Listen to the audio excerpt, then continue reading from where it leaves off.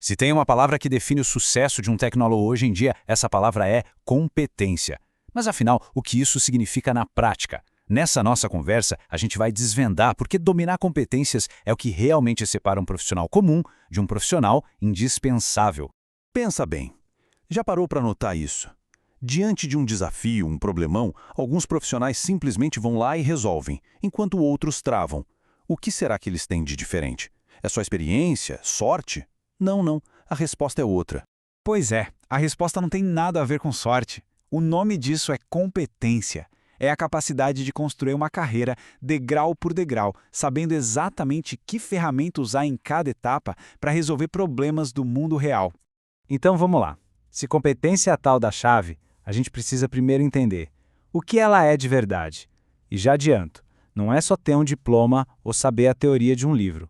É algo muito mais prático, muito mais vivo. Olha só essa definição. Em outras palavras, competência não é o que se sabe, mas o que se faz com aquilo que se sabe. É pegar todo o conhecimento da faculdade e usar para resolver um problema real, sem precisar que alguém fique o tempo todo dizendo o que fazer. Tem a ver com iniciativa, sabe? Com autonomia. E tudo se resume a estas 3 atitudes poderosas. Um profissional competente não fica esperando ordens, ele toma a iniciativa. Ele não foge dos problemas, pelo contrário, ele assume as responsabilidades. E fazendo isso vai se tornando cada vez mais autônomo, mais valioso. Beleza. Mas aí que está o pulo do gato. Competência não é uma coisa só, um bloco único.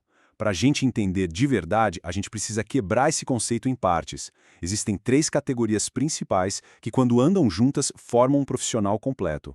E são exatamente essas 3, as competências técnicas, as comportamentais e as essenciais. Pensa nelas como se fossem os 3 pés de um tripé, que vai sustentar uma carreira sólida, sabe? Vamos olhar cada uma de perto.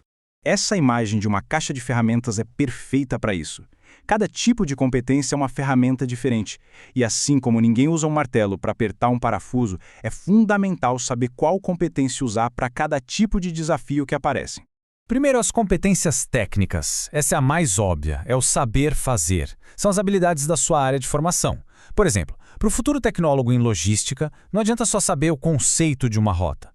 A competência técnica é saber sentar na frente do computador e usar um software específico para calcular a rota mais eficiente, aquela que economiza tempo e dinheiro para a empresa.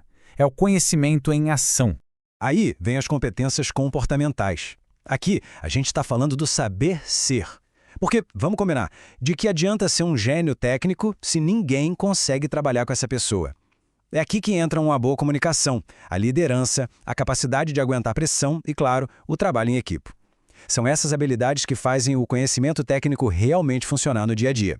E por fim, temos as competências essenciais. Elas são o saber agir com valores. Estão muito ligadas à cultura da empresa, à ética profissional.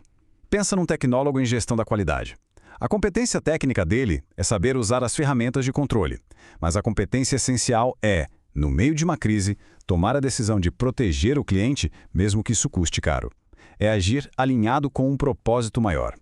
Ok, a teoria está entendida. Mas e na vida real? Como tudo isso funciona junto na hora do aperto? Vamos analisar agora um cenário bem prático. Um problemão de verdade.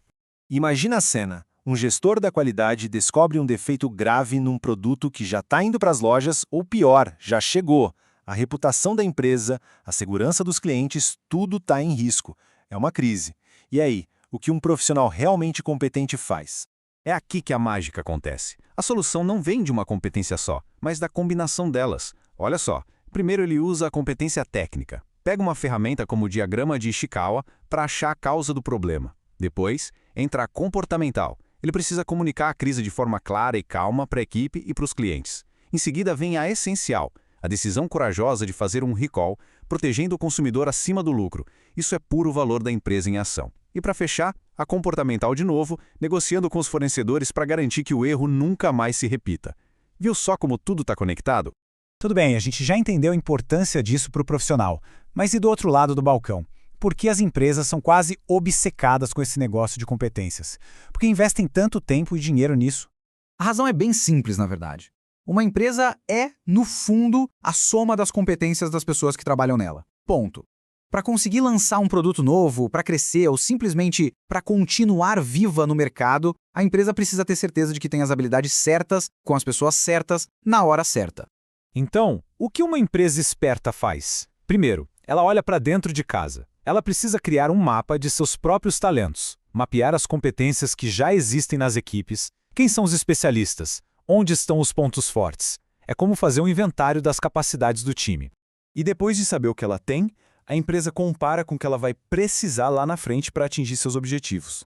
Essa diferença, essa lacuna entre o hoje e o amanhã é o que a gente chama de gap de competências. E é exatamente esse gap que guia as contratações e principalmente os treinamentos. É o mapa do tesouro que mostra onde a empresa precisa investir.